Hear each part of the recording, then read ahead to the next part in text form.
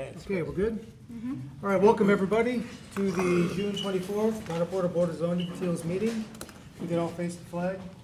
I pledge allegiance to the flag of the United States of America and to the republic for which it stands, one nation, under God, indivisible, with liberty and justice for all.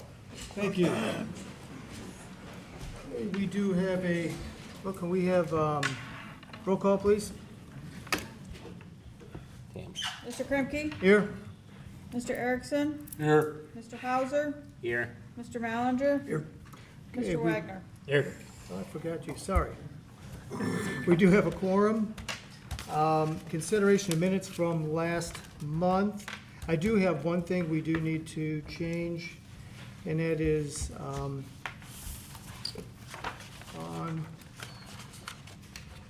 the third page, in the middle where it talks about the public hearing closing for Mr. Schneider's case. We do need to strike that because we did continue the hearing till tonight. Are there any other comments, changes? Okay. If none, then the motion to approve needs to include that change. I move we accept them. Okay, do we have a second? A second. All in favor? Aye. All right, thank you, everybody. Next item on the agenda is audience participation, and that is for someone to approach the board for something that is not already on the agenda. Okay, seeing none, we'll move forward. We have no old business on the agenda, so we do have a preliminary hearing. It's for Jory Fitzgerald at 3001 Duneland Drive, requesting a development or standards variance for a 10-foot variance to setbacks from the property lines. Ordinance requirement is 15 feet, and this is for a covered outdoor patio and cabana. You step to the podium, give us your name and your address for the record. Joy Fitzgerald, 3001 Duneland Drive, Okay. Indiana. Just tell us a little bit about your petition. Sure. So we've lived in Myrtle Beach for about 2.5 years. The house is relatively small, 1,500 square foot all glass house. Makes it tricky to build an addition onto when you have no walls that aren't made of glass. The house does not have a shed, nor does it have a garage. It does have a small gazebo that currently covers a hot tub that is already out of compliance with the setback standard. It is decaying. It was built in the mid-'80s, and it's a wood a structure that is decaying. Our intention is to remove that gazebo and replace it with a cabana that would be more in the style of kind of our mid-century modern glass house. So it would be a flat-roofed, open-sided cabana on 3 sides with a wall to the west. Behind that wall would be, our intention would be to have a storage structure. Depending on the amount of the variance that we receive, we would use the total allotment of the variance for storage space. So it would be one structure, open on 3 sides, with the back side being storage to the west. Okay, thank you. Thank you. Mr. Berry, do you have? Yeah, so if you look at the site plan, or if you're familiar with the house, it's pretty much all glass windows all the way around, and we actually call it the glass house. We've called it that for years. It's anything you do on that site is going to require variance. It's just the way the house sits and the lot sits. There's nowhere to put anything without having a setback variance, because everything it's within the 15-foot setback anywhere you do anything. So. The prior owner wanted to put a garage up, but then they sold the house before they brought that to here, the BZA. But the property is 8 lots deep. The first floor is the house, and then it drops downhill, and it's just grass past there. So there's no coverage issues with anything they're doing for lot coverage, but there's really no way to build anything on that site without a variance. Okay. And they're adjacent to Dearborn Street on the west. The Dearborn Street right-of-way in that area is actually not a street. It's just essentially a driveway to the house at 3014 Dearborn and further down. So it drops downhill as you go to the north. So. Thanks for mentioning that, because I forgot to add that Yeah.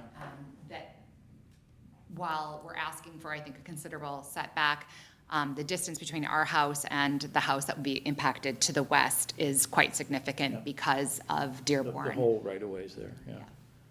And also their home is set, their primary living quarters are on the second and third floors of the house, so they wouldn't be visually impacted in any way by this structure. Okay, thank you. I do have a question. I was a little confused by the wording on the variance. It says we need a 7-foot variance from the west lot line, but then the numbers really weren't adding up well. Then it talks about 10 feet. So how much is the variance they're asking for exactly? How close do you want to be to the line? So we're asking for a 10-foot. So you want to be 5 feet off? 5, You want to be 5 feet, so it'd be 10, the request is for 10 feet. correct, Okay. that's right. Okay. Any questions, board, comments? And Mr. Mandan's tied up on a project today, so I talked to him, but I didn't get any comments on it for preliminary hearing, so we'll have them for next month. Okay. Anything else, board? Okay, so our role here tonight is to either set this for public hearing for next month or not, so that would be the motion. Yes, I'll make that motion. Second. Okay, so the motion and second is to set this for public hearing for next month. Roll call, please. Mr. Erickson? Yes. Mr. Wagner? Yes. Mr. Malinger? Yes. Mr. Hauser? Yes. Mr. Krempke? Yes. Okay. And I think you already spoke with Tammy about requirements for notice in it? Okay, great, thanks. Thank you very much. Sure. Okay, I'll introduce this and then. Sure. Our next item on the agenda is a continuance of a public hearing for Joshua Snyder, 64 Cool Creek Court in Carmel, Indiana, requesting developmental standards variance for 3030 State Street. It's for a fence in the front yard and a fence being over 4 feet. As I said last time, I think I'm going to recuse myself. I am absolutely 100% convinced of my ability to be objective and fair on this, but I don't want to leave any potential for consideration that I might be biased in influencing things. So, and you do have a quorum, so you can get a vote. And hope you do get your vote. So I really will recuse myself. Call me this time when you're done. Yes, will do. Okay. I'll come and get you. Just gonna clarify, because this is a little bit, make sure everybody understands, not everybody was here last time, but because the public hearing was continued, and because there were some questions and or opportunity for petitioner to bring back some additional information, that also gives the opportunity for those who might remonstrate in favor or against to present. So we truly are continuing that, but I wanna make sure that that's clear for everybody. Okay. Thank you, Mr. Chair. Sworden. Yep, members of the board. Attorney Adam Sworden here on behalf of the property owner Joshua Snyder, Sworden Law PC, 337 West, 806 North in Valparaiso, Indiana. I'm going to kind of keep it short because I know we've been here numerous times. Just going to kind of go over some of the concerns from the last meeting. And I know that Mr. Berry and myself, my client, and Dan Boyd's office have communicated shortly after the last meeting. And so I don't repeat anything. I know Mr. Berry's got some information. I'm going to defer to him on more of a staff report related to the septic issue. So we were here last month for the public hearing for the fence variances. I know there was one point in, I think it was a written remonstrance, and we needed some clarity for the record on the lights that were being proposed for the columns. We did not make clarity on the record. They're only going to be 40-watt bulbs just to illuminate that little column in that area. I think there was a concern that there might be a brighter light put in there. So I wanted to make that record clear just based off the drawings and the other information that we had based on some comments we had gotten back from that hearing.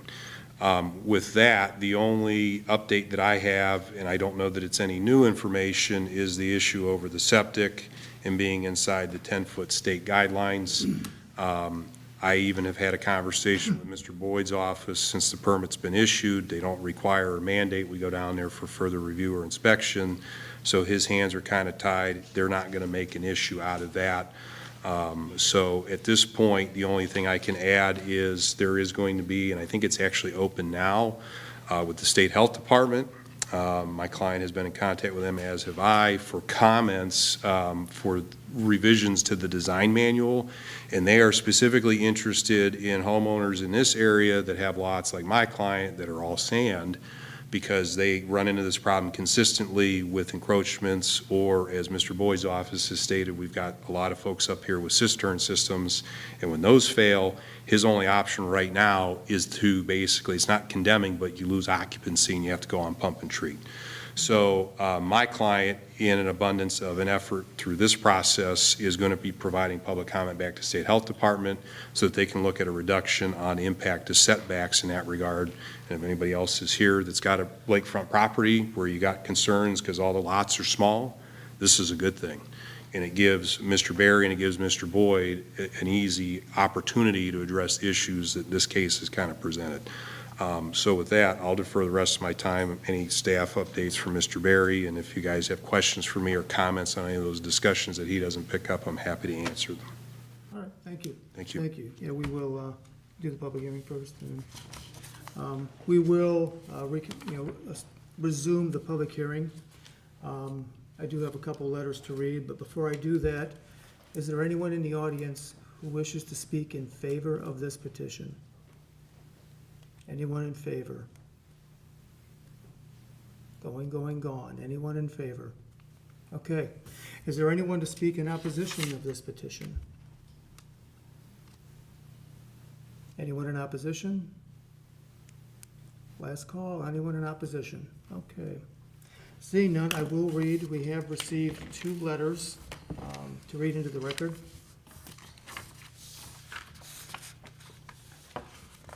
And they are a little lengthy, so bear with me. Okay. The first is from Melinda Massett, 3016 State Street in Porter. She says, "Dear Town of Porter, it is my understanding that the fence as constructed exceeds the maximum height permitted under the applicable zoning code. In addition, the fence includes or is intended to include numerous lighting fixtures mounted above the fence line, despite the fact that the applicable code does not permit lighting fixtures attached to fences. I am also concerned that approximately 90% of this fence has been constructed without the required building permit having been obtained. Proceeding with construction prior to securing the proper permit and approvals appears to disregard the established permitting process designed to ensure compliance with local safety zoning and neighborhood standards. The height of the structure and the elevated lighting will negatively impact the character of the neighborhood and may interfere with neighboring property owners' reasonable enjoyment of their properties through increased visual intrusion and illumination. I respectfully request that the appropriate authority require compliance with all applicable building codes and permitting requirements and deny any request for a variance or after-the-fact approval that would allow the fence and associated lighting to remain in violation of the code. I appreciate your attention to this matter and ask that this letter be entered into the official record as my formal remonstration against this project." And we do have one more letter. This came by email from Heather Higgins Alderman at 3006 State Street. "Dear Board of Zoning Appeals, thank you for taking the time to read our perspective into the record of the meeting. We are residents of 3006 State Street, and we oppose the granting of the variance sought by the owner at 3030 State Street. Section 265 of the Town of Porter Building Code states that fences and walls may be no more than 4 feet tall along property lines and must receive a permit before construction commences. Additionally, structures over 4 feet tall must apply for and receive a variance prior to their construction, pending approval of the DZA. We are opposed to the granting the variance for several reasons. First, it is our understanding that the current columns, which exceed the 4-foot limit, have been built in the absence of any necessary permit. Second, having built the columns, 2 of which are 8 feet tall, more than twice the allowed height, and several of which are 5 feet, the owner is now seeking a variance. The classic case of asking for forgiveness rather than asking for permission is required by the building code. Third, the homeowner is seeking to add lights to the columns, which we understand will cause the 8-foot columns to have a total height of 11 feet and the current 5-foot columns 8 feet. The variance is unnecessary and if approved would result in a fence that is completely out of character with the neighborhood and lights that would negatively impact the surrounding homeowners. A 4-foot fence without lights, similar to what has already been built at the property on the north and east side of the existing structure, would help visitors understand the property boundary and would deter trespassers. Thank you for your consideration and your service to the community. Okay. So that is our public hearing.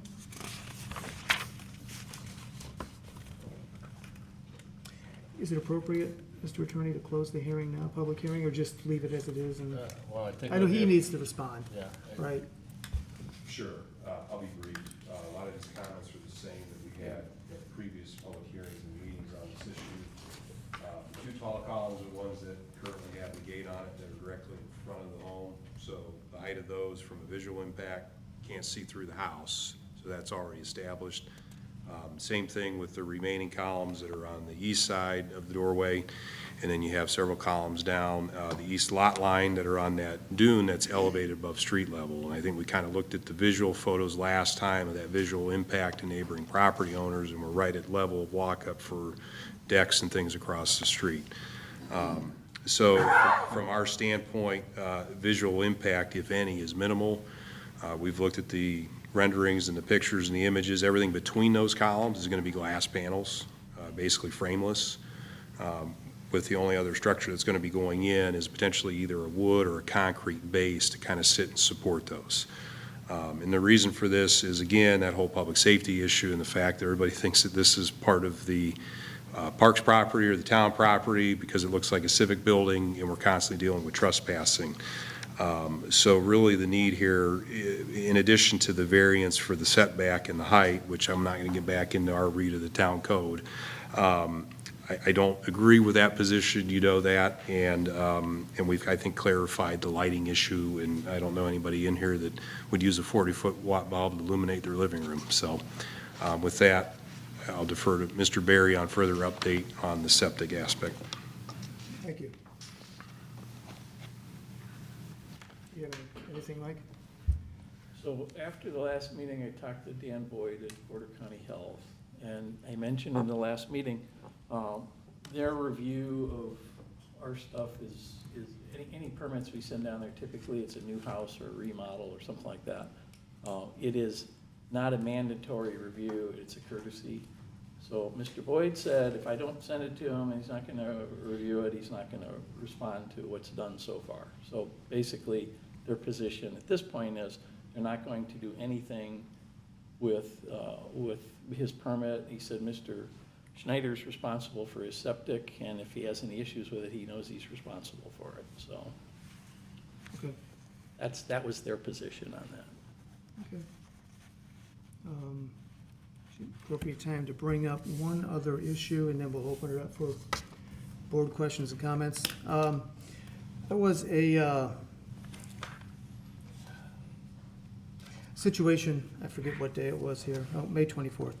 A situation with the fire department that I just recently became aware of. On the side where there was a gas leak, there was a problem out there, and the fire truck was trying to get into the street, get closer to the house, and struggled to get there. Okay. Yep. So I just wanted, and that's because it involves our fire department, and it's comments from our chief, it's important to have that entered into the record too and discussed.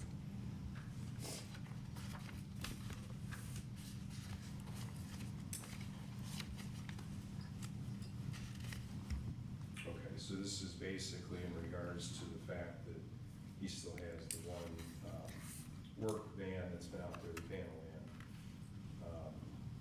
I'm looking at the pictures. Yeah. And I see trucks on the other side. I don't know who those are. I know those aren't my clients, so those must be either owners or guests of the other residences across the street, because I don't believe on May 24th my client was in town. I think the record that was made at the last meeting is as soon as his construction on the exterior is done, that vehicle is leaving. So whatever date that ends up being here in the near future, there's no reason for that vehicle to be there. So that can be gone, but if there's a need that vehicle needs to be moved or relocated, then I can talk to him about that. The maps that we had of the lots, and Mr. Berry can confirm this, is where that panel truck is currently parked is a lot that's actually owned by my client. And even actually where the other vehicles are parked across the way, he owns all the way up to the wall that's in front of those other buildings, and it's private. He just allows the cross-access through there. But if this is going to be an issue, I mean, we can try and address that sooner rather than later, but if we get action tonight on the variance request, I know he wants to get the fence done as soon as possible to keep people from coming in off the roadway, and that vehicle is then gone, the panel truck. Okay, thank you. Yep.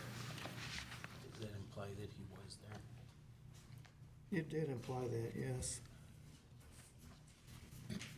Yeah, it did imply that he said, that there was a resident at 3030 Dearborn Street questioning the firefighters, why they were taking pictures, so, but needless to say, anyway, it's just in the chief's report, the email he sent us, Okay. so. Yeah, I don't know who 3030 is on this, sorry. Okay. Any comments, questions from the board? Do you want me to read Mr. Mandan's recommendation from April? I have it printed out. I would, I'd like to hear it. So he sent, this is dated April 13th. And I'll just read the whole thing. Joshua Snyder is requesting a development standards variance at 3030 State Street for a fence in front yard and for a fence being over 4 feet tall. He states the property's been in his family since 1931. The reason he wants the fence is to prevent trespassers from cutting through his property. The Porter Board of Zoning Appeals may approve a development standards variance only if it is determined that, 1, the approval will not be injurious to the public health, safety, morals, and general welfare of the community, and 2, the use and value of the area adjacent to the property included in the variance will not be affected in a substantially adverse manner, and 3, the strict application of the terms of the zoning ordinance will result in practical difficulties in use of the property. The first 2 requirements are somewhat vague and are usually assumed to be satisfied unless glaringly deficient. The surrounding properties are single-family structures. Practical difficulties means that the property owner proposes to use the property in a reasonable manner not permitted by the zoning code, and the plight of the landowner is due to circumstances unique to the property not created by the landowner, and the variance, if granted, will not alter the essential character of the locality. The random trespassing through the property satisfies the requirement of a practical difficulty which the fence will abate. And again, that's Jim Mandan, our planning consultant, who couldn't be here tonight, but he sent that back in April, so he told me just to read it tonight. So comments or questions? Board?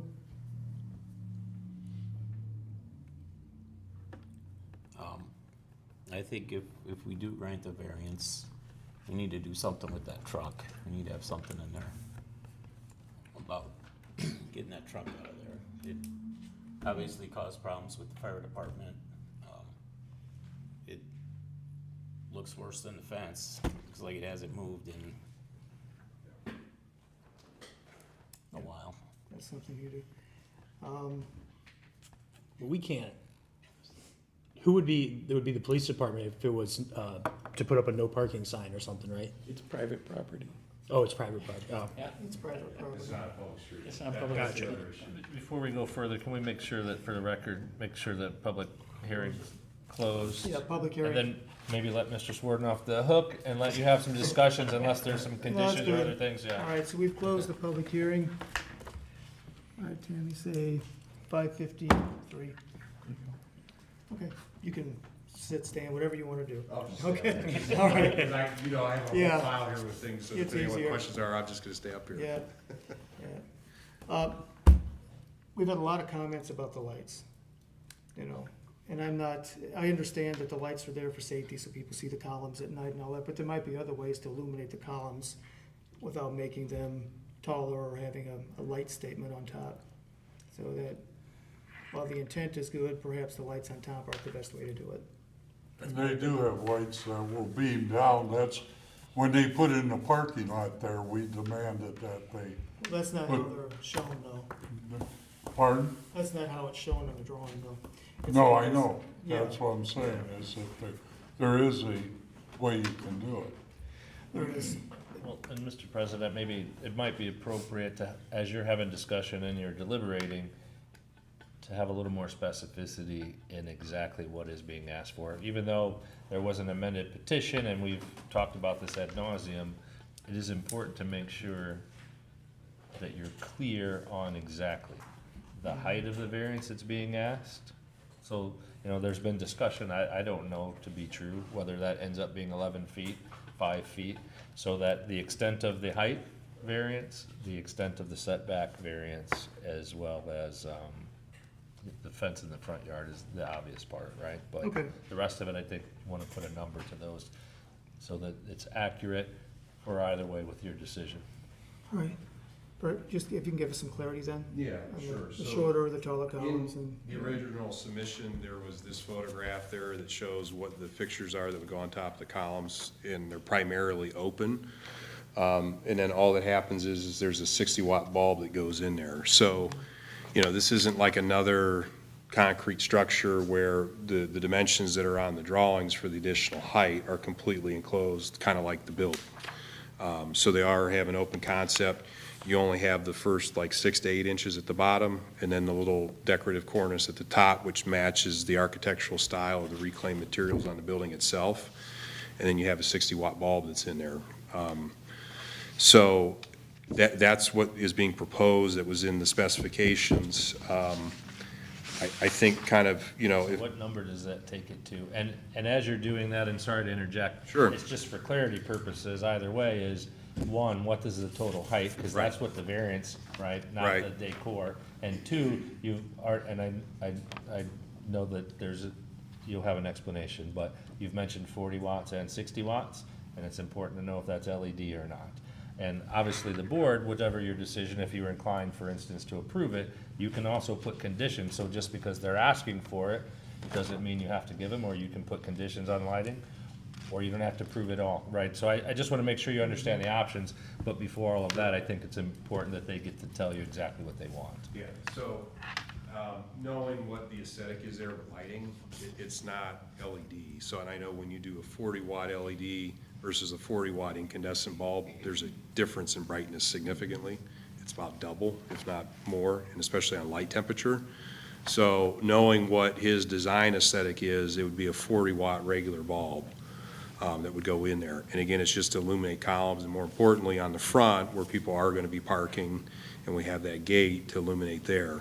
The total dimensions, because these are all cast, from the base of the fixture to that very top peak of that little ornate design, it's 24 inches. So it adds 2 feet, which is on the call-out for the elevational drawing that he had on there. And then you just add in the bulb that's in there in the mix. So Would be 7 foot and then 10 foot for the total height of light and column. right, so then for the two that are in the front, for the gate, you know, that would increase that height. But again, you're putting something in front of the structure of the house that's, I think it's like 37 feet tall at its peak. So visually, all you're doing is blocking a view of his actual home. Those are the only 2 tall columns. The rest of them are all the same height. And when we looked at that last time, you know, it matches the elevational standpoint of looking across the roadway. And if all somebody is seeing is they're seeing through kind of those globe fixtures, and it's a 40-watt incandescent bulb, which we can make that stipulation on the record as a condition, that's all he wants to accomplish with that. Because otherwise, then as far as illumination, you got to look at doing something else as uplighting or downlighting, and then you're not really illuminating that whole spot right there for the purposes of being able to see the columns and use that as the walkway path through the rest of the property.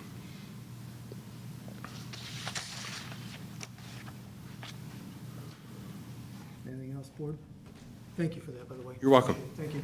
I think another thing to consider is that there's been some discussion about the potential inconsistency in the code as it reads, and as my advice was last month, I believe that you can follow the code as it is in terms of how it applies to the residential district. However, Mr. Berry, being the historian that he is, and having memory, he did track down the original ordinance that was adopted. And in fact, there was a Scrivener's error in the transfer of that actual ordinance and the language that was approved by the council, recommended to the council, and ultimately adopted, that does not automatically allow fences. And that's certainly no slight on it. They read the code as it's published, and ultimately it doesn't have legal effect, in my opinion, with regard to your decision. It certainly fills in the blanks of where there might be confusion as to the terms, but I just want to make that for the record, Thank that the actual ordinance adopted by the council reflects that it is not an automatic right to have fences in the front yard. Okay, thank you. And then lastly, we still don't know the exact number for the variance for the setback. Oh, for the setback? Just for clarity, Yeah, yes. that's, yeah, we actually have the as-built on that. So, hold on one second. I didn't think that was a question. I thought we were just questioning on the height.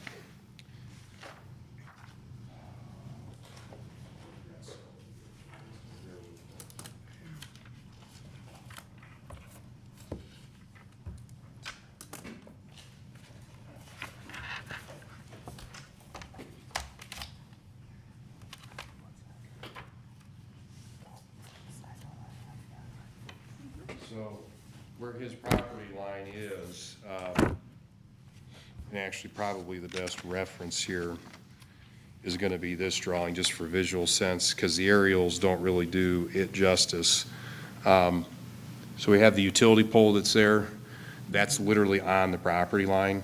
So the start of those columns is 1 foot in from that property line. So basically, his variance is essentially, and if you're going to count the footers, which are underneath that we talked about, are bigger than that, I would say the variance is they be able to have that at the property line. So you want a zero lot line. Yeah, and basically the effect is that. That's how they're constructed there, and that's right at the top of the dune, which from that base elevation, when you walk down the road, it's about a 6-foot elevational difference. So if you're standing there at the road looking at it, you're almost looking like right at the base of the column of one of the fence posts. So Okay. 15-foot variance. Correct. Yeah, that'd be a 15-foot variance. 15-foot Yeah. variance, okay. Yeah. And I think where that confusion came in is, I know originally the location for the house was supposed to be in a different spot. It was requested he move that further west. And I think that's what caused the confusion on where is that actual setback, because some of the things that were being discussed were based on the original location of the house, but we now have the as-built. Okay, so zero lot line. Yeah, and I guess to your attorney's point, because we've got multiple lots here, the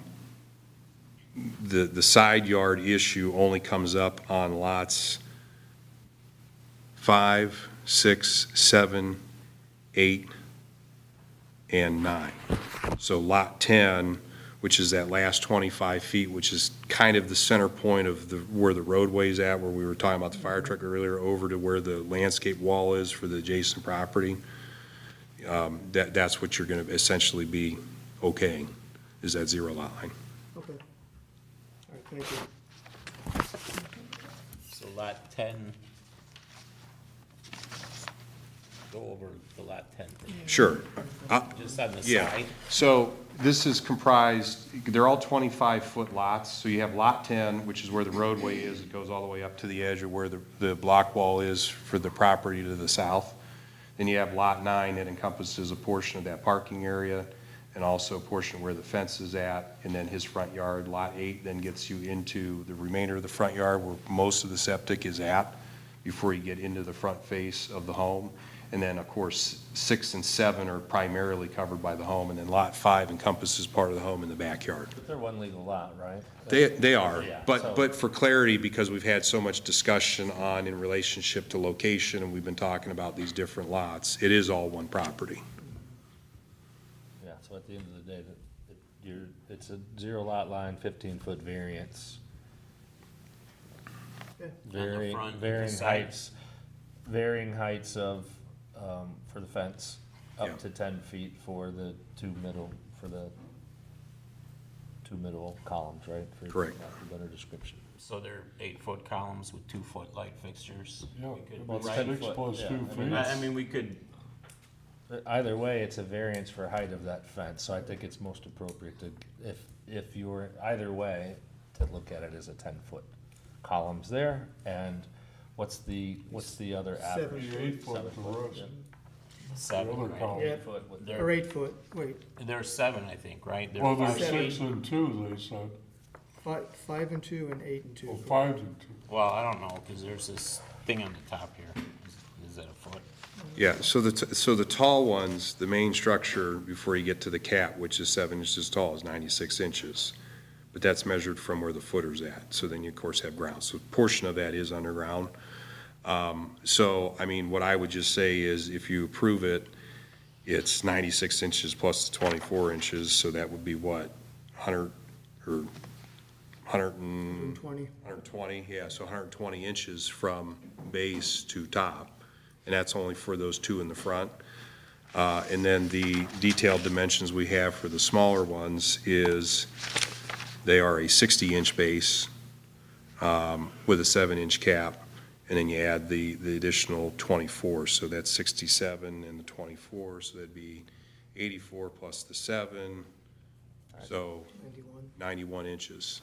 And again, taking into account that a portion of that is below grade with the foot. Which didn't get into the whole, the sand's gonna shift. So you got 12 columns at 91 inches, and then 2 columns at 120 inches. 120. And the ones that are in the side yard, so again, the ones that are not in direct line of sight where the building blocks, you have 1, 2, 3, 4, 5, 6, you have 7. 6 of those are directly off of Dearborn, along that dune, and then the other 3 are what are in front, with only one of those technically being part of the side yard, and the other 2 starting at basically where you're looking at the house, leading up to those 2 that comprise the gate.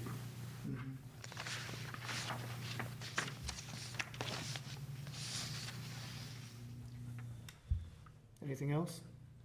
No, I just want to reiterate, I think it's important, just because the amount of time and the interest that has been given to this, that it's, whatever your decision is that it's specific as to what is there, so that, for instance, if you are inclined to grant it, there is no question as to what is granted. Appreciate that, thank you. Okay, well, if we have no more discussion, it's time. Well, Mike, on the septic system, that's not gonna, they're not gonna do anything about that. Porter County said they're not going to. That's what I heard you say, yeah. That surprised me.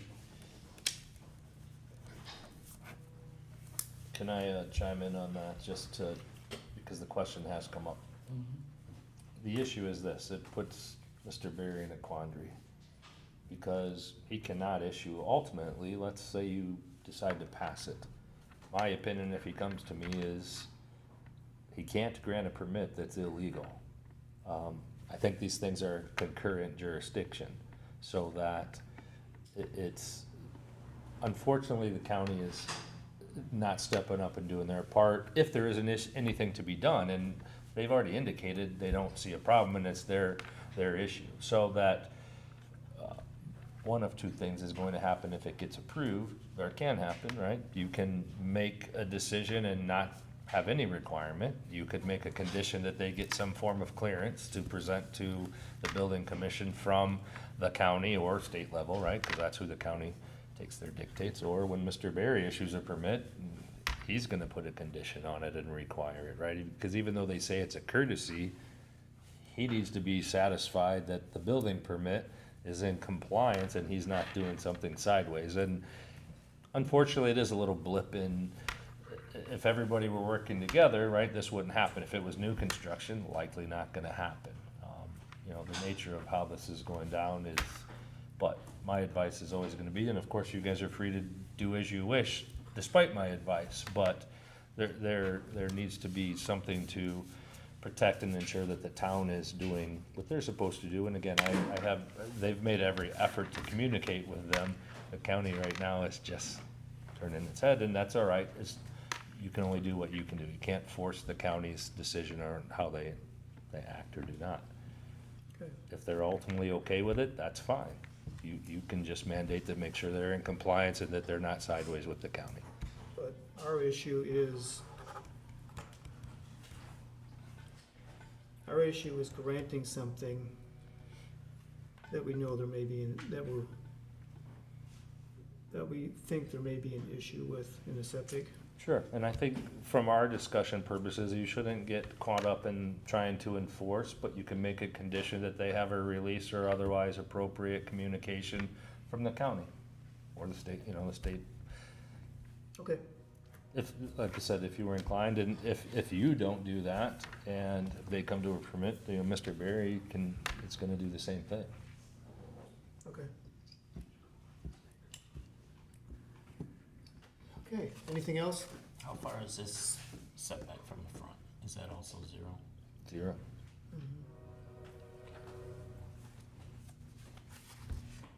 Yep. All right, nobody has anything else to say, we're ready for a motion. Do you think we need to do anything about the truck, or do you think it's just gonna go away? Well, I know, there are actually statutory regulations that, in regard to blocking access to, blocking fire department emergency vehicle access, there's things that govern all that. The state regulations. State regulations that govern all that, which is not, the purview of our board. But I know the fire chief's aware, and he has, he sent me some of the regulations, just so I'm aware of what it is, so it can be handled separately from this board. I also think you can make a condition to say if you give a 0 lot line, there's gonna be no parking in the front. They don't have to accept that, right? You can grant a variance, or they can offer a written commitment to that, right? And I know we're putting you on the spot with regard to some of these things, but again, that's part of the purview of the give and take, that one, you don't have to approve it, right? For instance, if you found that safety is an issue, you can say, we're not gonna approve it. Otherwise, if you think parking, as has been said, you can leave it as is. You can suggest a condition that says no parking because we're giving you a 0 lot line. Otherwise, they could park on their property if they moved, right? If there was gonna be parking in the front. Right. For instance. Go ahead. Right, so for the record, the only vehicle in here that's my client's is this vehicle. Right. So if you do that, and it's not clear, or we have this discussion, I don't know what fine flag you're gonna get from people across the street that are used to parking there that my client is allowed. And, I mean, you've heard him, he wants to get that out of there, but he can't till his work's done. So the minute the work's done, he's made that commitment. So if you want a time frame on it, he wants nothing more than get the fence done. The fence is done, that's out of there. And that's so that somebody, could come there if they're going into the house, could park there, take stuff in and out. I mean, he has the right, if he wants to not allow parking there. It's his property. So that's kind of just putting him in a tricky spot with all the neighbors that are used to parking there and having access through that. So that's why I was a little confused about, we're not going all the way to the end of his lot with this variance? That's why I went through the lot description. Right, that's, are we like, Fine. So if I can't approach. yeah. I think I've got extras, hold on.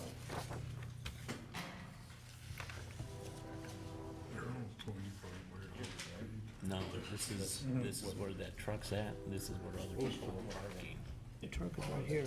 But see, they always did whatever they wanted to. So Actually, the truck was this.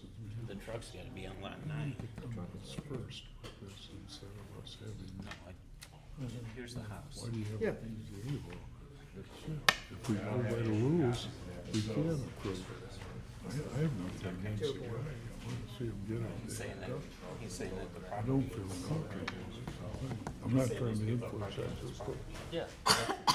Have we always had trouble with the septic out there? Yeah, we can share. Yeah. Go. So lot 10 is the one that goes all the way across the street from about midpoint. We were just using it as a frame of reference. Those houses are up here. So if we're gonna kind of do the visual here from the fire department picture, these folks are on lot 10. Lot 9 is right here. The fence is within that portion of lot 9. So as far as zero lot line, we're not asking for zero lot line to put a fence all the way out to the edge of the property. That's why I did the lot reference, because if you approve it zero lot line, that means, in theory, then he can go put a fence across the street. So that's why, even though legally it's one property, we're using that as a frame of reference, because what happens in this area is very important, because that's not a public road.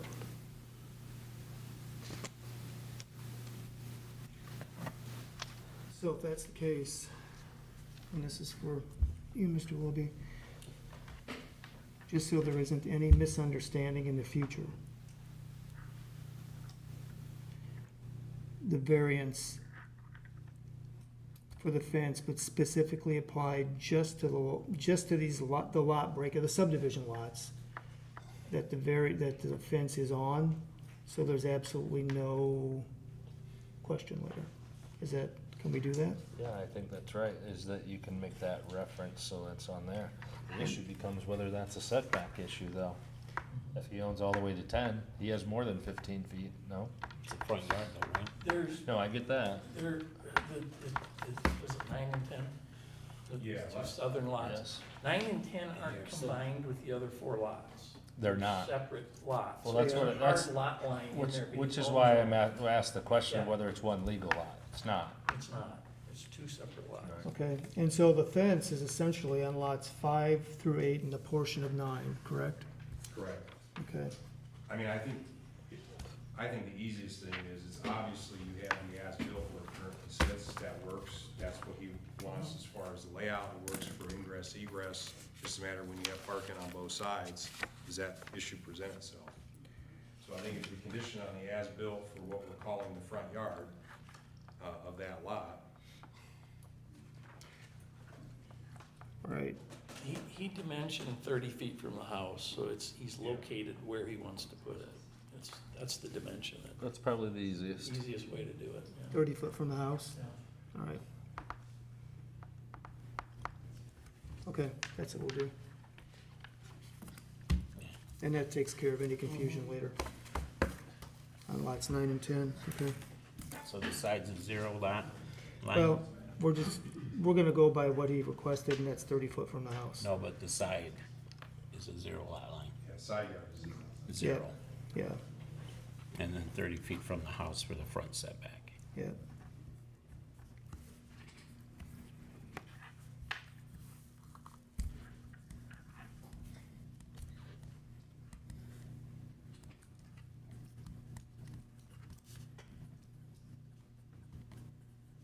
Okay.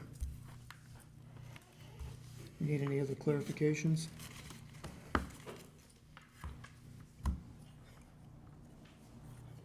Anybody?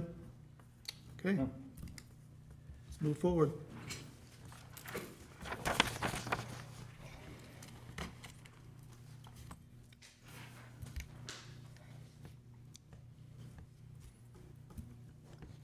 All right, I'll try it. Okay, go for it.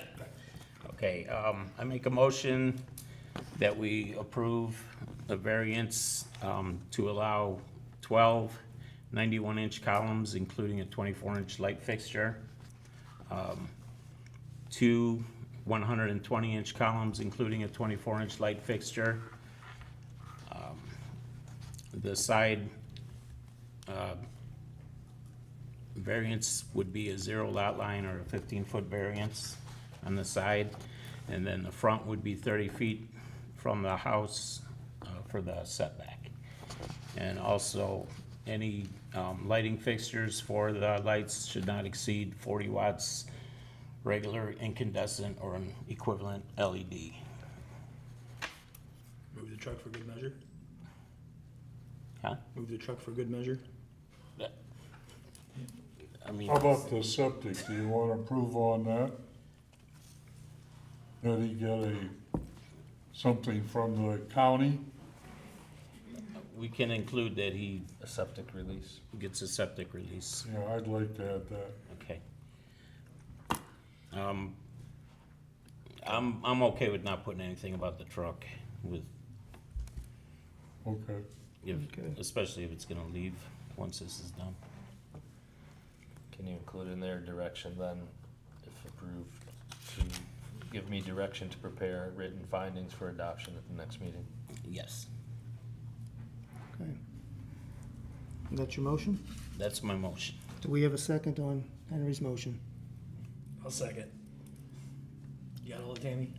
Could you repeat the motion, Tammy? I got a video. All right, we're gonna do roll call.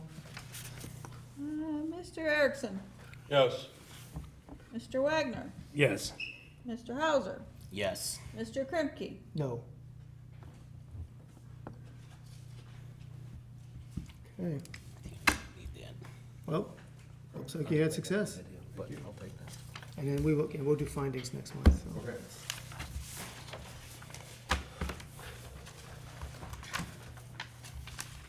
All right. Next item on the agenda, Brian Lewandowski. Hello, Brian. 1301 Old Porter Road, requesting a developmental standards variance to allow an accessory structure before the primary structure. Mr. Kripke. Somebody get. Oh, I'll reread this after he gets out of here. How easy we forget about him. Not used to people Yeah, not used to people reading. doing the right thing and recusing Probably themselves. asleep. He in there? Yeah, he's he was on his laptop. Oh, yeah. I actually forgot you were in there. I did. All right, so Brian Lewandowski is the next case, public hearing at 1301 Old Porter Road, requesting a developmental standards variance to allow an accessory structure before the primary structure. Can you just tell us a little bit about your petition? It's been a while. Good evening, my name's Brian Lewandowski. Been a while since I've been here, because this got bumped and tabled and blah, blah, blah. Hopefully this one goes a little bit quicker than the previous petition, but here's what I got. So I think you guys have the drawings that I submitted for this. It's the short version of the long story is the state had some new regulations on lot size for septics, getting back to septics that we just kind of touched on a bunch. So you're able to put a septic on there's no lot size for a septic, and there used to be for Porter County. So I came up with a design that allows basically the detached barn that's there. I drew a house on the side of it. I have a septic permit for it, or an approval, a preliminary approval for the septic. So I did the full design, I turned it in. I don't know if you guys, did I give you that letter, Michael? I have it.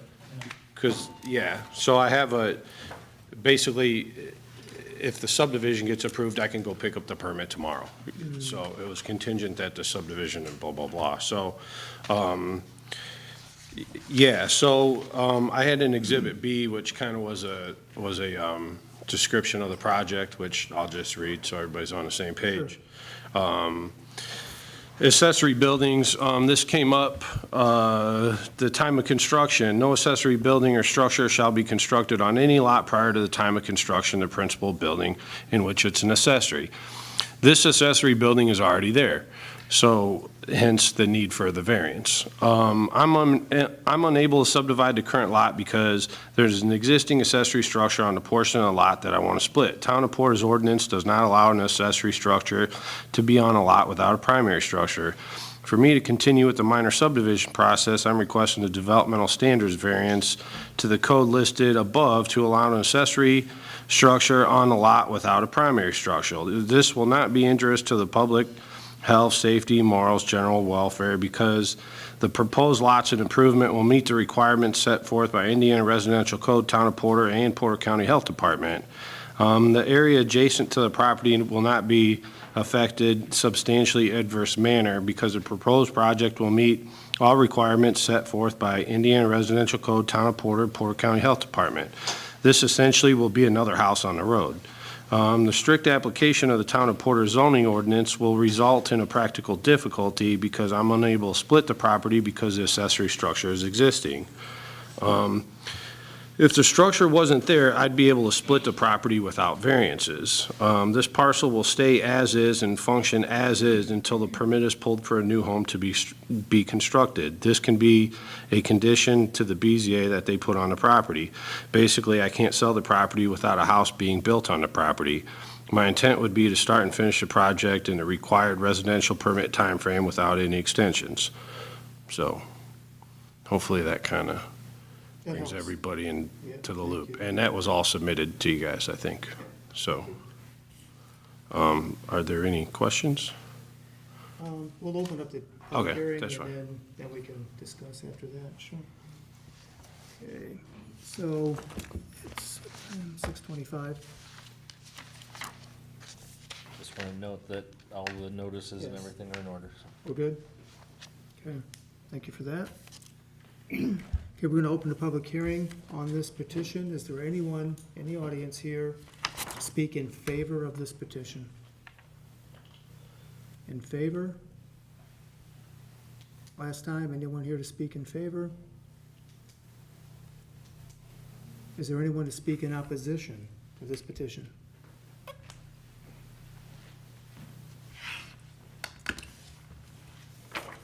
William Lopez, 1271 Essex Drive, Porter, Indiana. I'm not really speaking in favor or in opposition. My question is, if granting the variance or creating an illegal structure in the town, if there's a specific timeline when Mr. Lewandowski plans to build a house, as he stated prior, that at some point, which is pretty vague. So if he plans to build a house within a 12-month period, then I'd request that you put that into the variance, and then if it doesn't happen, the variance goes away. But to split the property and have a auxiliary structure there, and at some point, what's the use going to be of the auxiliary structure? He sells the house that's currently on the lot that he's subdividing. So these are the things you need to think about here. We got enough problems in town already with illegal structures. I don't want any more. They create a lot of havoc for myself and Michael. Okay, thank you. Thank you. Anyone else speak in opposition? Okay, seeing none, we will close our public hearing at 6:26.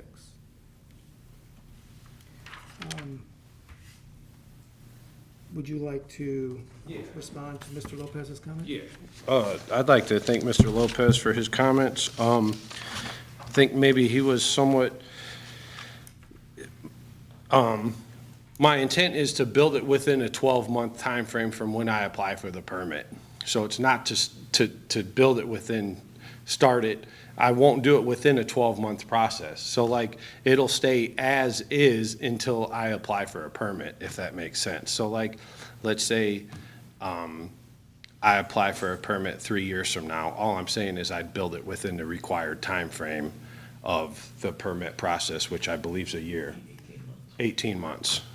So, I wasn't saying that I'd start it within a year, or, so that's, so it would basically remain, the two lots would be together and function as is. And I can't sell it. I can't sell the house without having the next house built. So, does that make sense? So just one question. If you're not planning on building for a couple of years, why do you want to subdivide it now? Because I like seeing you guys, I don't, I was doing another subdivision at the same time, and I figure I'd kill two birds with one stone. If you guys told me, hey, start building it within a year, I'd say, would you give me 2? And it'll probably happen within 2 years, so, because I already have some other things going where, I could put this on the hit list and go from there. And quite frankly, I don't know if I'm gonna get this passed or not, so, That's, you know, I don't have a crystal ball to like predict the future, so. But I am a builder in town, and I do like Porter. I'm building a house in Porter now. I'm getting ready to turn in a permit for another one. So I have projects that I'm doing. You know, we just fixed up the Porter Barber Shop. You know, that was a project we got. Got some good tenants in there. So I guess that's a little bit about me. So I do live here. I do plan to stay here. So it's not like I want to create any headaches for Mr. Barry. I try to make Mr. Barry's job easy. I think he might be able to comment on that as well, so. Okay, thanks. Anyways, Mr. President, I might suggest something that if you were inclined, based on the back and forth is, as you know, once you approve something, and then if he goes to the plan commission and he's successful there, and once the train leaves the station, it's often, even with the best of intentions, and I know Yes, it Mr. is. Barry mentioned that he does quality work and stands by his word and all of those things. One option you may consider is if you put a condition to say you have a year with the option to come back before this board next year, if he doesn't build it, and ask you for another extension for good cause. And so, and that might be because I have plans, here they are, and you could extend it. And it's kind of a middle ground between both, is that you're putting feet to the fire, you're motivating him hopefully to get it done in a year, but if he has good reason and plans, that you're inclined to maybe grant him another as a condition. So that if he doesn't stand by that, then you can revoke that variance that's offered. Plus, As that's an like example, and that could be 1 year, 2 years, 6 months. Okay. It's just an example, but so that they don't hang out there forever. Yeah. Do you have something? that's fair. Okay, okay. We're gonna discuss some more stuff then too. Mike, could you just give me some clarity on the subdivision and the order of things and why, I just need some clarity on this, what we're doing. Why we're here now? Huh? Why we're here now? Yeah, Well, the last couple times I recall that we passed a variance for a principal, or a accessory structure prior to a principal structure, we put a limit on it. I think they were the same, was that they have to apply for a permit within a 12-month period. Doesn't mean they have to build it within a 12-month period. Or they lose the variance. Kind of strangely enough, the property he's building on, down on Franklin Street right now that he purchased from the prior owner, that gentleman had an approval to put a shed on the property contingent on he got a permit within applied for a permit within a year, we'll end up selling it to you, so. That's what we did with the last one. But the reason he's here is, like he said, the code changed on septic a couple of years ago. Porter County had to drop their 1 acre usable requirement, which gives all the properties on Old Porter Road that he's involved with the opportunity to build twice as many homes there, since there's no requirement for the usable acre. So as he said, he thought, well, I could look at my own, that's his house, he's talking about his own property. And if he was going to split that, he had to get the variance. If he gets the variance, you could put a limit on time, like our attorney said, and do something like that. Or, if you deny it, he has to come back and he has to wait a year to come back. And then he can't split it. If he doesn't have a buyer yet, which he doesn't have, and builds a spec house per se, that's kind of an odd spec house. You really want somebody that's really looking at that property with the additional area next to it. And the plan was to turn that pole barn into living space. So to do that, there's a few things required by the code, mostly footers and insulation and whatnot. So it would end up being part of the house, not just a barn attached to the side of a house. so the It would be intent, living space. the intent of the lot split is basically to get another building site. Yeah, it's getting another Okay. building site. Okay, But the plan Long-winded commission it didn't feel, and I don't want to speak, I can defer, but though, before they agree to any subdivision, is to make sure they're not allowing an illegal, Right. Creating. that's right, Yes. creating an illegal lot.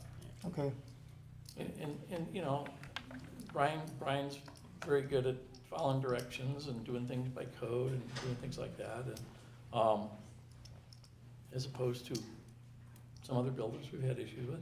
But, the idea being, if it is split, I don't think we want it to sit there for 3 years. So, you know, you could put that condition on or have him come back, or however you want to do that, so that this doesn't perpetuate forever and ever.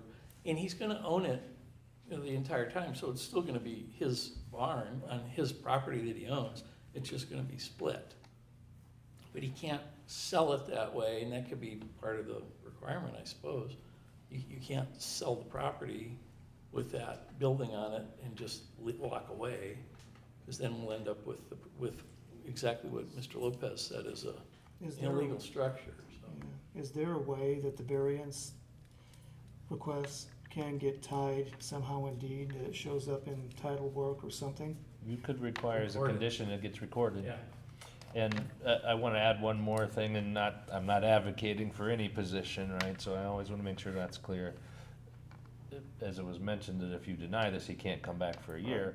However, if the consensus started to go down that route, it certainly would be customary to give him the option to pull that too, right? So then he could resubmit or reconfigure. And again, I'm not suggesting that's the answer, but there are multiple options, not just denying or giving. So. Okay. What is the urgency to do the lot split? Make sure you go to the mic, Yeah. sorry. Oh, sorry. There's really not an urgency. I mean, I am a builder. It's, you know, sometimes I just like to be proactive than reactive. So like, you know, if I'm like, hey, cool, I'll come here, I'll go for this lot split, and then, I'll go for the lot split, and if I get it, then great, and if I don't, then maybe I take the barn down and still do it anyways. But, then I'd be able to do it if I did take the barn down, correct? So, just depends on how motivated I am, to do it. I mean, it's a pole barn, it's bolted down, I could ultimately just unbolt it and have a slab there.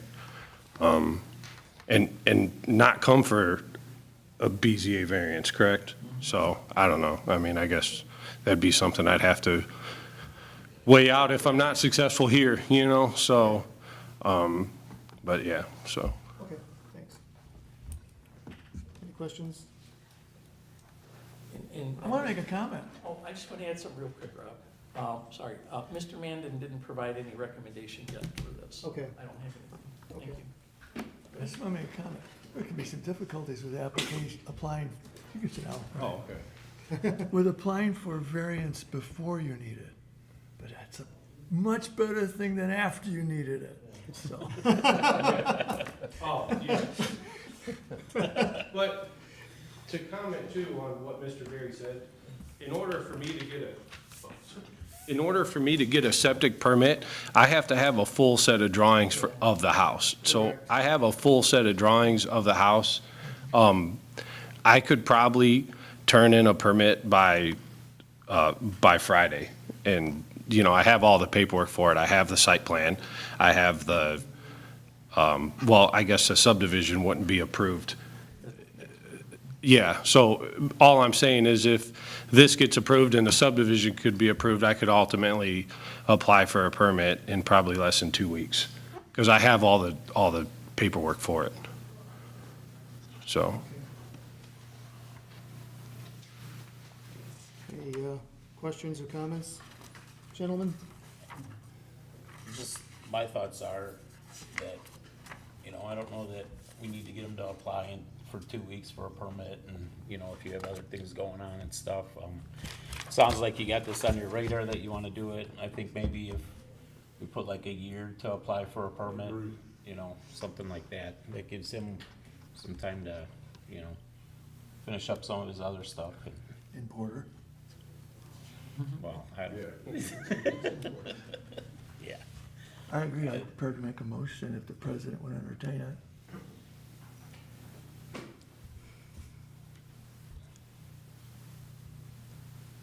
Okay. I move that we approve a variance for an accessory structure prior to principal structure, subject to applying for a permit and beginning construction by August 1st, 2027, or returning to the board for an extension of 1 year with an explanation of good cause. Could we, What We did had I- some- what did I miss? well, we had some other discussion about,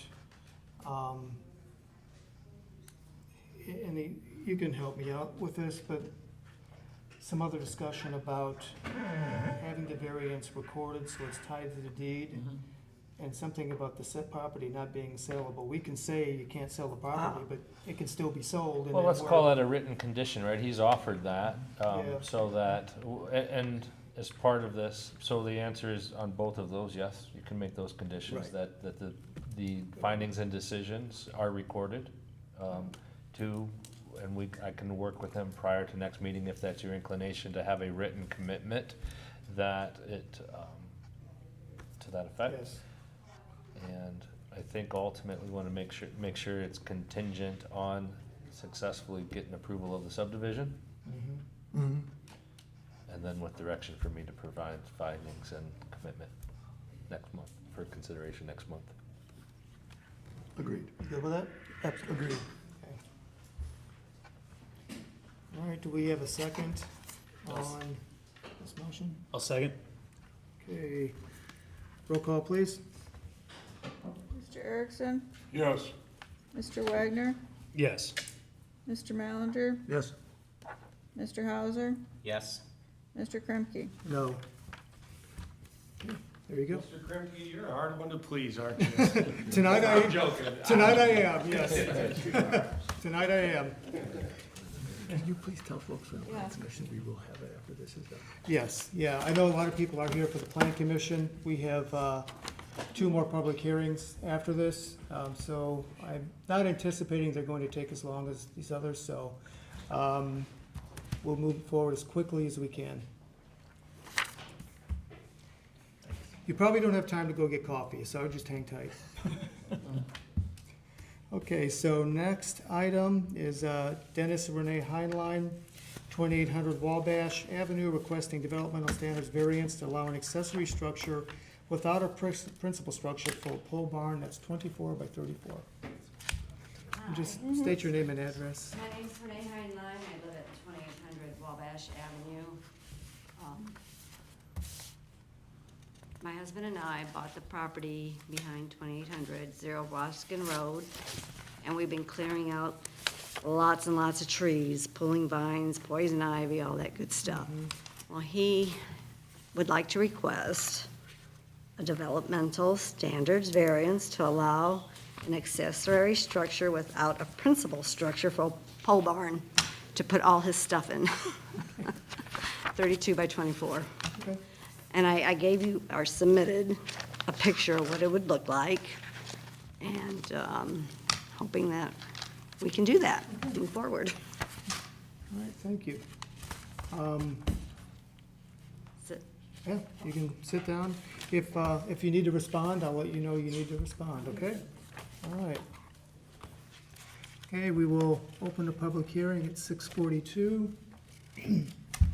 Is there anyone here to speak in favor of this petition? Anyone in favor?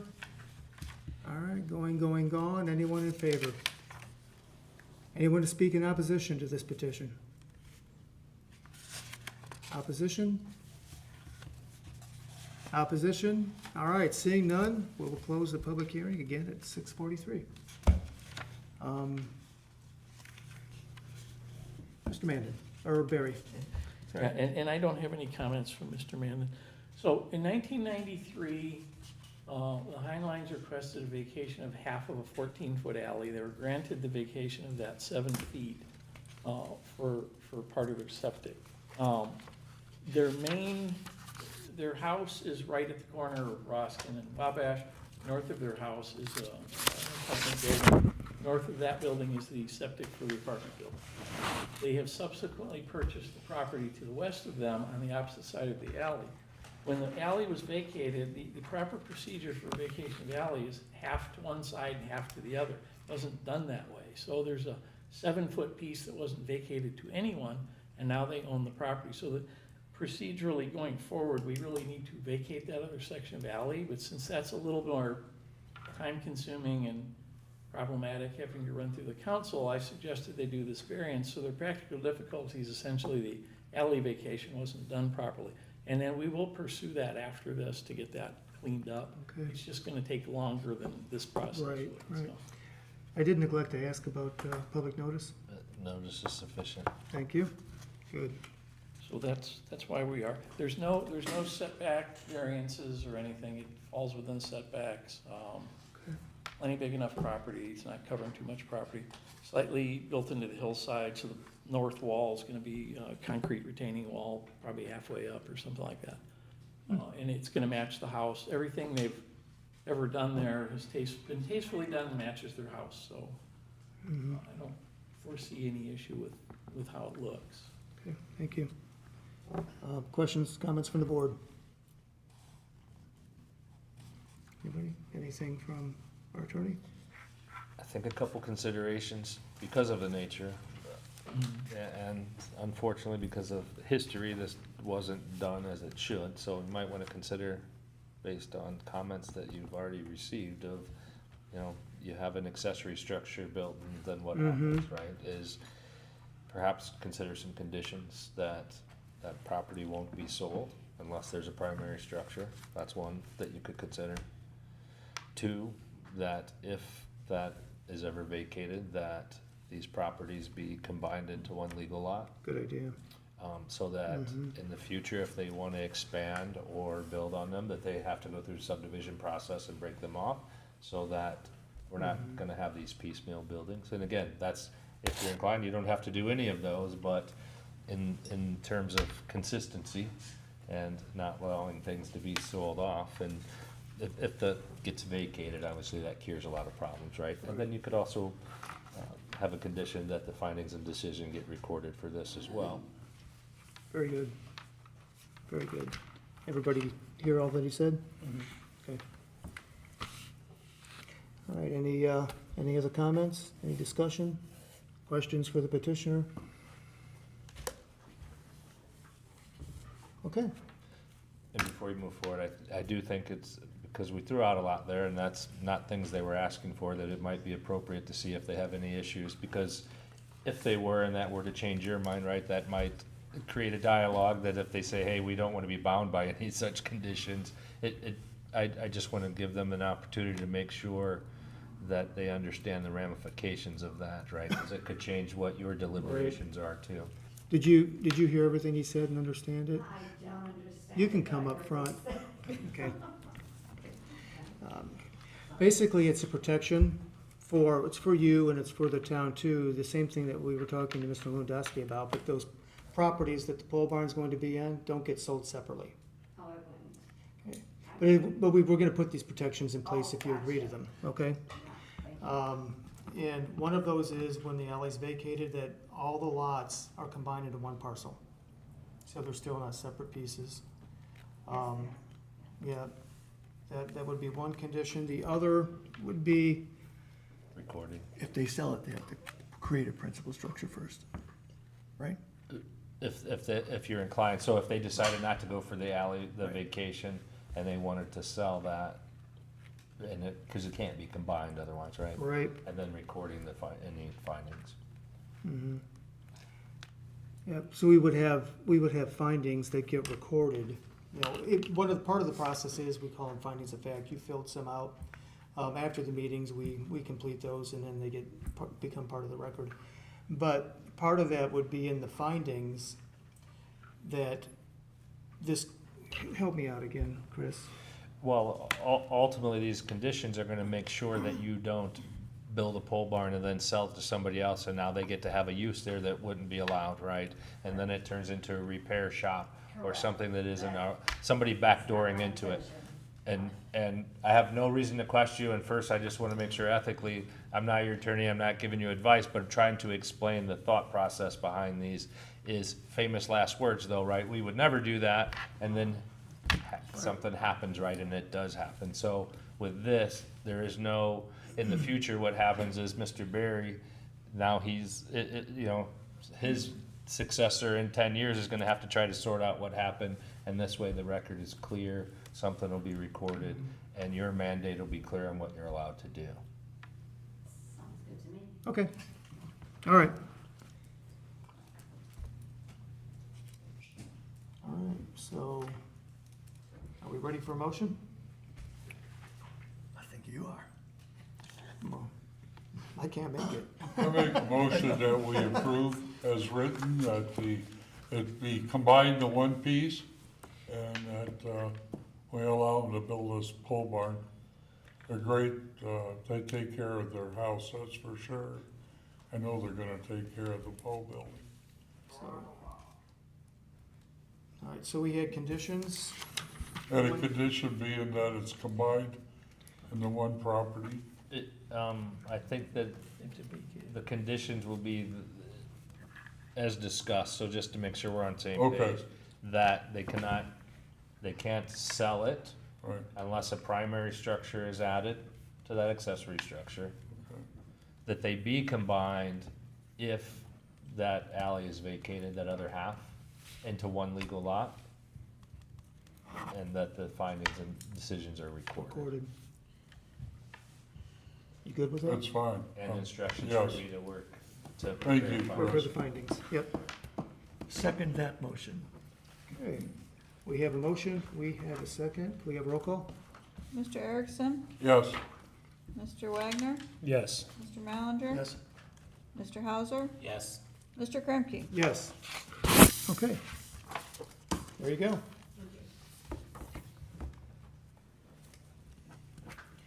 Okay, the next item is a public hearing for Carl and Danette McWhorter, 920 Portage Avenue, requesting a developmental standards variance for fencing in the front yard setback. And notice is sufficient. Wonderful, thank you. Please tell us your name, state your address again, and tell us about your petition. My name's Carl McWhorter. I'm at 920 Portage Avenue in Porter. We've been there for approximately 2 years. A brief summary of the situation why I'm here today is behind the property at 920, from Peterson's Ditch, south of that, I also own the property behind the homes that are on Portage Avenue. We own that for approximately 4 to 5 years, which is a couple years prior to when we purchased a home at 920. Previously, we've had a situation with the back property line of my neighbor encroaching on our property. I put a fence up to have a standard boundary, and that's, you know, it's an eyesight, that's where we go past it, that's where we're at.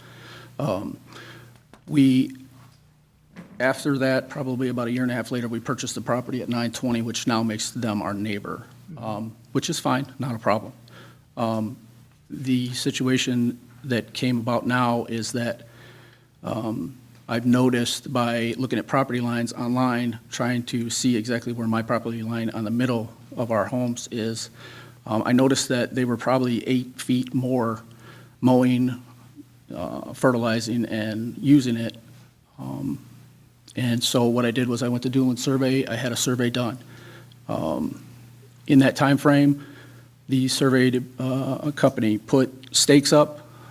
My neighbor proceeded to continue to mow on the other side, my side.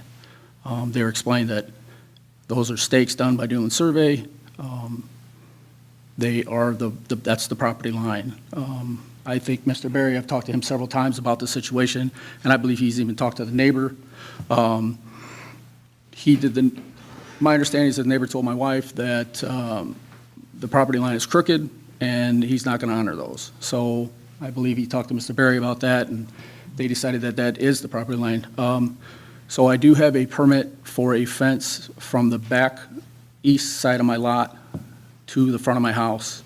I wanted to have a variance for the front of my house to the easement on my front. Obviously, it would be a 4-foot in compliance with the codes of what the city asks. 4 foot, it would be like a split rail fence. I'll have 4 rails. There'll be 2x4s on the inside of the 4x4s, 8 foot on center. You'll have approximately an 8-foot or an 8-inch gap in between the rails.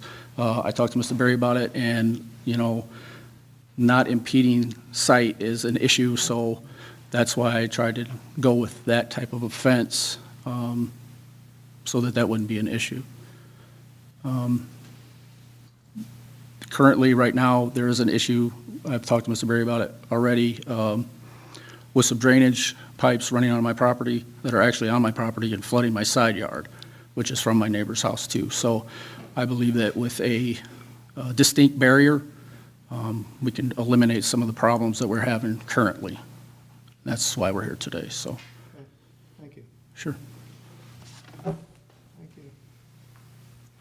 All right, we will open the public hearing, 6:54. Okay, you're all used to this by now. Is there anyone to speak in favor of this petition? Okay, come up, state your name and address for us. Oh, come up, please. Danette McWhorter, 920 Portage Avenue. I am absolutely in favor of this. We have had, they've just been very disrespectful. Again, fences make good neighbors. Apparently, they are not obliging by the town survey's markers. And I'd also like to request that the town look into their sump pump drainage into our yard. They have 3 drains coming down. We have 5 inches of standing water since the beginning of summer. My concern is basically for the safety and the public's health, because I seen a little girl going down the road and I thought, my goodness, if she comes across our yard, there's 5 inches of water. What if she drowns in our yard? What happens with that? I mean, I can't fix the sump pump, that's up to them. They keep draining it. And from what I read from code, you are not supposed to drain or have your house drain coming within 10 feet of your neighbor's yard. They literally cut it off. One of them at the property line, the other one is about 3 feet and 4 inches into our yard, and the other one is about 20 inches into our yard. So they're just constantly draining. We're just trying to get some kind of help. That's all. Thank you for your time with this matter. We appreciate it. Okay. Is there anyone else to speak in favor of this petition? Anyone in favor? Okay. Anyone in opposition to this petition?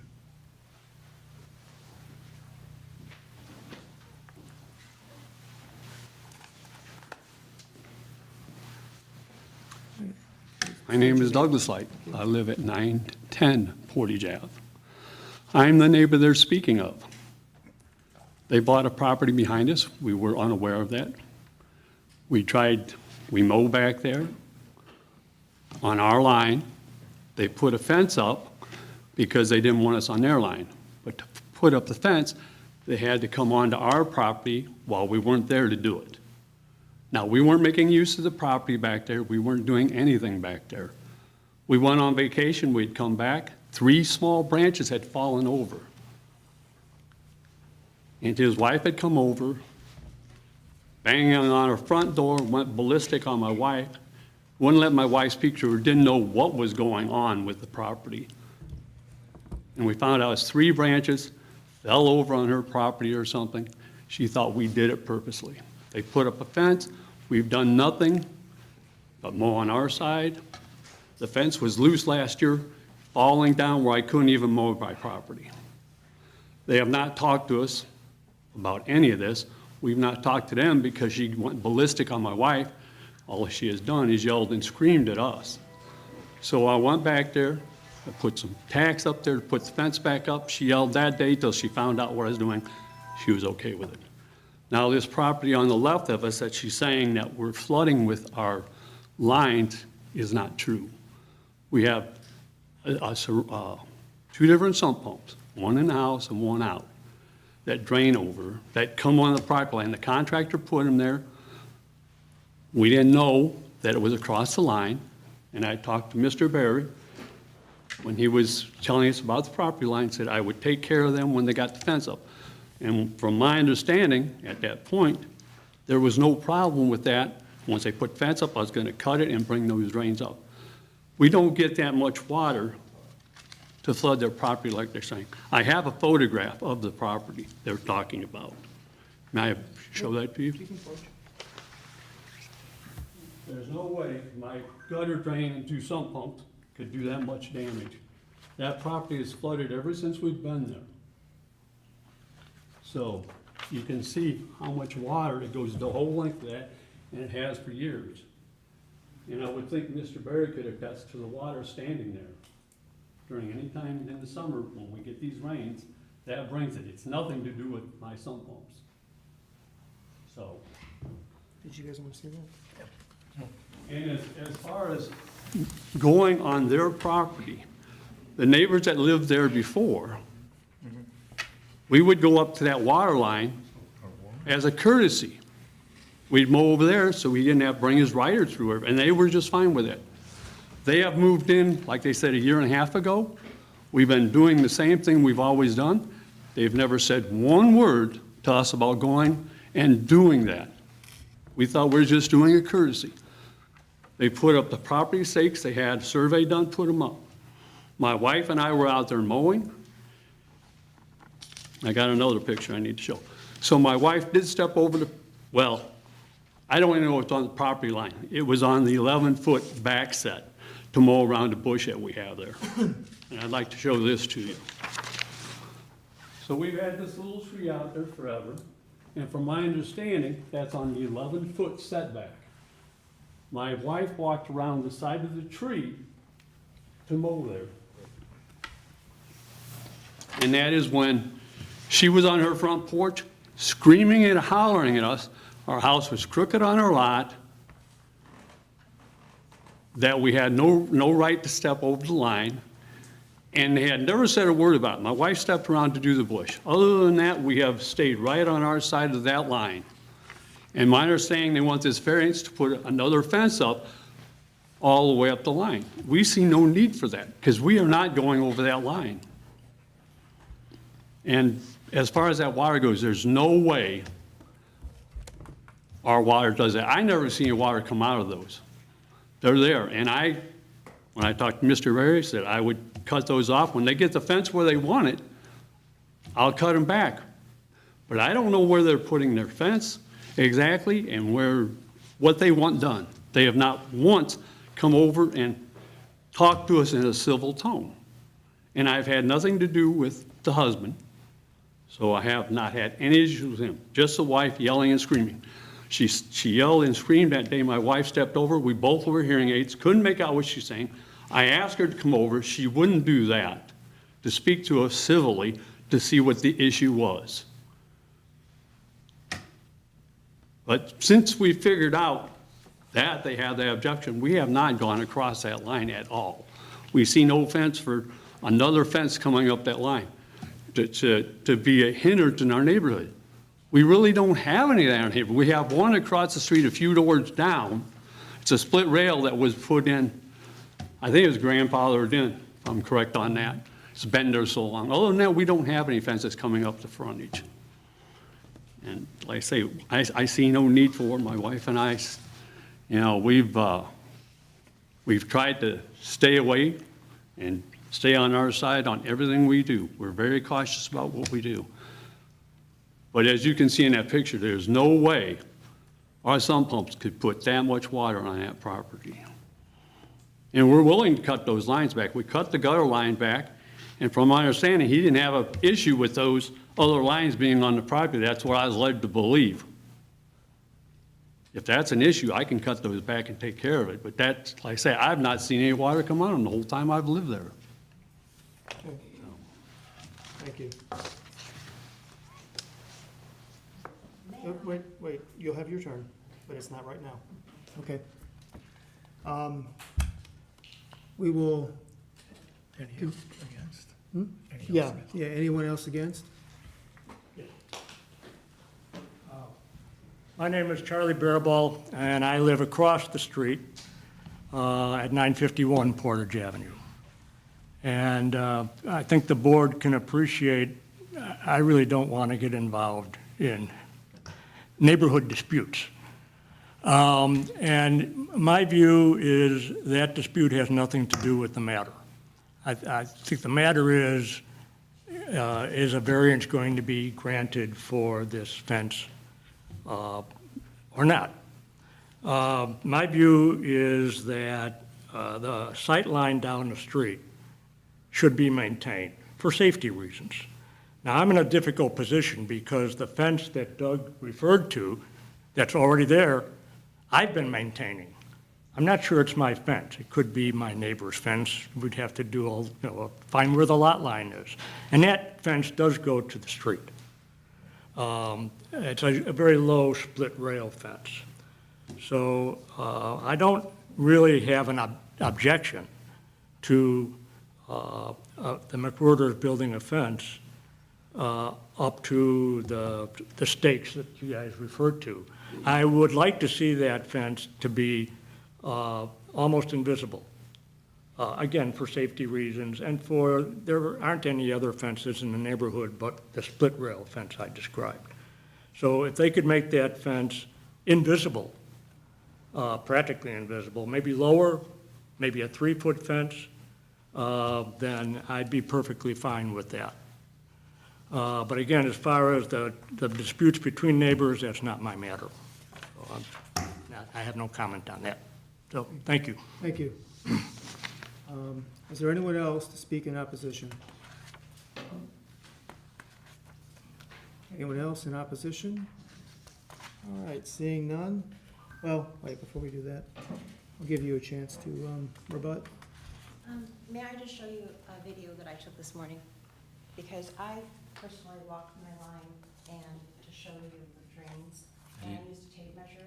Do you have the ability to send that to Tammy so that it can become part of the public record? Well, no, if they're inclined to see it, we just want to make sure that that gets emailed so that it becomes part of the public. Does the board need to see something about water drainage? Only because, I mean, and the only we're reason kind I of dealing asked- with the fence. Yeah, the water drainage has nothing to do, in my opinion, has nothing to do with the variance we're talking about. So, I mean, if you feel it's very important and necessary, please do, but we don't. The only reason we are, I understand what you was talking Yeah. about with it's just been such a hard thing. We just would like to have a fence. That way Please she make can't sure mow her. the microphone. I'm sorry. She cannot mow across the thing. As you heard him speaking, they were doing us a courteous, we don't need you to mow on our yard. We don't need any courtesy thing. We never asked you to. We don't want you to. When we bought the property behind, we asked them, please do not come in. He's talking about, I went over because they were throwing stuff. They kept throwing stuff where we were cleaning up, and I was like, so I went over, I knocked on the door. I'm like, hey, this is me here, nicely. Can you please stop throwing your stuff across the thing? We are physically cleaning this up. She goes, you're pissing everybody off. And she slammed the door, and I was like, okay, I don't know what else to do. I think you guys don't get along. Right, and that's fine. We don't need to hear about the neighborhood Right, right. disputes. We're here to talk about a fence. Okay. All I'm asking from the town is something to help us with our sump pump, because I do know that is a town ordinance, that's all. The But water we're not the hard. people to talk to about the sump pump. Oh, who do I? We can't do that. Oh, I'll talk about that. We're here to talk Okay. about the merits of a variance for a fence, not neighborhood disputes, not I understand. drainage. Because if that happens here, it just becomes a tit for tat, and this isn't the place for tit for tat. I understand. Okay. Well, I'd love to have the variance for the fence, Yeah, just so we can make but if the you have, neighbors- if you have any comments in rebuttal in terms of what applies to this variance and the fence, then please speak. No, we're But if not. it's just about somebody other stuff in a dispute, we don't need to hear that. Got it, I'm good. Okay, Thank you. thanks. Thank you for your time tonight.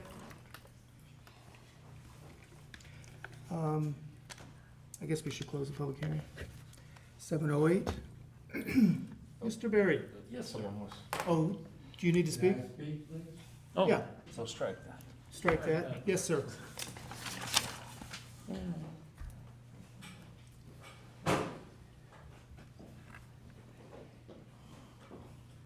I would just like to say, I live at, my name's Thomas Hanslick, and I live at 930 Portage Avenue, the west side of Brian and Danette. And I sold them that property back there and everything. And I've had my issues with Doug and them before. But I just want to say, they are very good neighbors. Brian and Danette. In fact, if it wasn't for them, they wouldn't be cleaning out. Your ditch in front of my house wouldn't be clean, because they take care of my property as well as their own. So I just want to say they're very, very good people. If they say they're going to put up a fence and take care of it, they will. Thank you. Thanks, sir. Okay, since it's still open, is there anyone else to speak? This, as long as it's not tit for tat in a neighborhood dispute. Okay. All right. No, I said we're not gonna argue between neighbors. Okay, all right. But they say they'll take care of the fence, but they didn't take care of the fence behind my house. I was the one that had to do something with it. They didn't seem to go back and look at it or do anything with it. It's literally falling into my trees and in my yard where I couldn't mow the lawn. So I just a comment, that's all. Okay. Because I'm I know. All right, thank you. Okay, with that, we are closing the public hearing at 7:09. All right, Mr. Berry. Oh, goodness, okay. I want to try and hit a couple things. They mentioned the crooked property line, so Mr. Light's property is a little skewed. So I did go out and look at him. He has his own survey, it matches the survey where the pins are, so now we know where the property line's at. I did talk to them about the sump pump, and as he said, he wants to remove the pipe, and that is the code, so that's nothing to do with the fence. And we have had that conversation, I gave him a copy of the code, so I'll work with him on that, and that's gonna be part of what we're talking about. So where they're proposing the short piece of fence as you drive down the street, and they're obviously, like I said, there's that one piece of split rail that's across the street. It's not gonna block the view corridor of the road. We actually, when I talked to McWhorters, they do not want to cause a problem with the lights backing out of their driveway either. So that's why he said he wants to keep it open. So we've gone over all that stuff already. Okay. And I think we've pretty much covered all that, so. Yeah. And Mike, this, where's the water? Is it surface water or? Oh, so there is a lot of water there, it's not all from the sunken drains, but the code says you can't put water on the neighbor's property, so that part, we can take care of that separately. It is part of the nature of the property. We had, our stormwater board approved a project to add a little bit of swale, take some of the water off prior to their ownership of the property. It's just a very flat area like most of the town is. So part of the water that's standing there is just where the water rains on it, and Mr. McWhorter is planning to run that toward the back and drain that off. But the code says, you can't dump your water onto his property, so I'll address that with the lights. It's just a low lot, and the water sits there, so. As far as the fence goes, I don't have any issues with it. yeah, I think it's sufficiently back. Pretty from- simple. Yeah, it's sufficiently back from the edge of pavement. Any other questions, comments? Just one question about what did you say the fence, how high was the fence that you were requesting? Can you come up just so the live stream can hear you well? Thanks. It's supposed to be 4 foot. I wanted to do a 4 rail, almost like a split rail. I'm a picture, if you guys need to see it. I was gonna use 2x4s on the inside of the 4x4 posts. I think the 2x4s are standard 1.5 inches, so you'll have 1.5 inches and approximately 8-inch gap, 1.5 inch, 8-inch gap, so. And obviously I can't go past onto the easement, so. Yeah, I think there's a 10 or 11 foot from the road, is what it is. It's, approximately. Something like that, so it'll be 10 foot off the road anyways, so. So you're not even putting the 2x4s, They're gonna be horizontally. it'll be, Yep. where it's only 1.5 inches. Yeah, you'll have like a 1.5 inch, 8-inch gap, 1.5 inch, 8-inch gap. Visually, I don't believe that you'll even notice it, but, Okay, thank you. sure. Again, the height you says 4 foot? That's as high as I can go. Yeah. Correct. Yeah. I don't believe that the actual rails probably won't be exactly 4 foot of it below. Yeah. The posts will be 4 foot, Okay. but the rails will be right there. Anybody else? Questions? Comments? As our council can remind us, we have 3 criteria, all of which we have to meet in order to decide that a variance can be granted. One of them is that there's unique practical difficulty associated with that property. And I don't see a unique practical difficulty about 920 Portage that exists as opposed to any other property. Other, it's demarcating a property line, but I don't see what the unique practical problem is. It's different from any other piece of property there.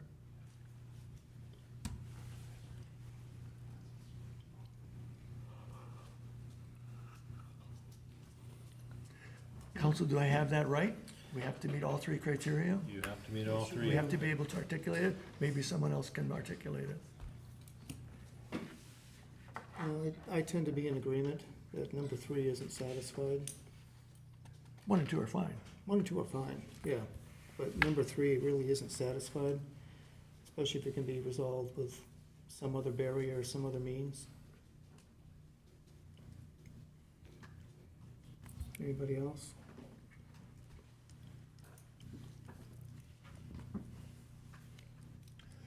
If I don't hear anyone, I'd make a motion. Okay. I'd make a motion that the petition be denied. Do we have a second? I'm sorry, a number of us are hard of hearing. Could you speak Oh. louder, just what has been proposed? Yeah, there are 3 criteria that a variance needs to meet to be approved. And the last one is the one that's usually difficult to meet, because it talks about a practical difficulty related to that property that isn't necessarily the same on every property. You know what I mean? Practical difficulty on the property.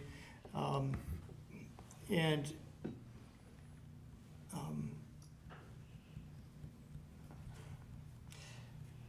the statement was, what is the practical difficulty? It's hard to find what that practical difficulty is, and something that maybe couldn't be solved by some other method. And that's where we're at right now. And then because of that, there's a motion to deny, because all 3 criteria are met. Thank you, that's what I thought. Okay, yep. So we have a motion to deny. I'll second it. Okay, we have a motion and a second. Any discussion? No, I was just gonna say, so a yes vote means to deny it, and a no vote means to approve. Thanks. Yes. Yes. Yep. Not to approve it, it means that you're voting against the motion. Against the motion. You'd make a separate motion if you wanted to Right. make a motion to approve it. So if you agree with his motion, you say yes. Yes. Okay. Yeah. All right. Mr. Erickson? Yes. Mr. Wagner? No. Mr. Mallinger? Yes. Mr. Hauser? Yes. Mr. Grimke? Yes. Okay. Yeah, the motion's denied. Okay. Any other business for the board from anyone? Attorney? No updates. Okay. With that, I will entertain a motion to adjourn. I'll make that motion. Second. All in favor? Aye. Thank you, everybody. If you're here for the plan commission, give us 5 minutes.